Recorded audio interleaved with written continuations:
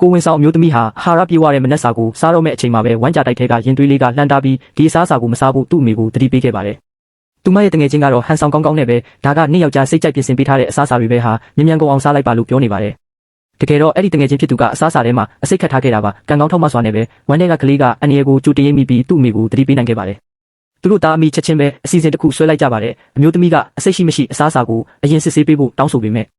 သူ့ယောက်ျားကဒါငါတို့မိသားစုပိုင်နဲ့ဆေးရုံပဲဘသူကအစားအစာတဲ့အစိတ်ခက်ရဲမှလဲလို့ပြန်ပြောခဲ့ပါတယ်။ယောက်ျားဖြစ်သူကသူမစကားကိုမယုံကြည်တာတွေ့တော့အမျိုးသမီးကဒါဆိုရင်လဲနင်ပဲအရင်မြည်ကြည့်ပေးပါလားမဟုတ်ရင်ငါမစားဘူးလို့သူ့တငယ်ချင်းကိုပြောလိုက်ပါတယ်။တငယ်ချင်းဖြစ်သူကမတက်တာတဲ့အစုံအစားအစာဘန်းကိုလှမ်းယူလိုက်ပေမဲ့တမင်တက်ပဲဘန်းကိုမောက်ချပစ်လိုက်ပါတယ်။အဲ့ဒီနောက်အမျိုးသမီးကကလေးကငါနဲ့ဆော့ချင်နေလို့ထင်တယ်ငါဆက်မစားချင်တော့ဘူးလို့ပြောလိုက်ပါတယ်။ပထမအစီအစဉ်ပြတ်သွားတဲ့အခါ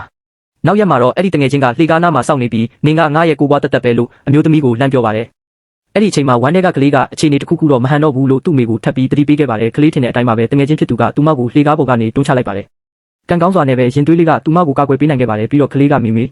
ဒီလိုမျိုးဆက်ပြီးတီးခံမနေပါနဲ့တော့ကျွန်တော်တို့တုံ့ပြန်မှာဖြစ်မယ်လို့သူ့မိကိုပြောပါတယ်။အမျိုးသမီးကဘိုက်အောင်ချင်အောင်ဆောင်ပြီးလှည့်ချလိုက်ရာယောက်ျားဖြစ်သူရဲ့ဂရုစိုက်မှုကိုရရှိသွားပါတယ်။တငယ်ချင်းဖြစ်သူကစင်ကြေတွေချက်ချင်းလိုက်ပေးနေပေမဲ့ယောက်ျားဖြစ်သူကတော့ငါမိမကိုနောက်တစ်ခါထပ်ပြီးမထိပါနဲ့တော့လို့ပြက်ပြက်သားသားတတိပေးလိုက်ပါတော့တယ်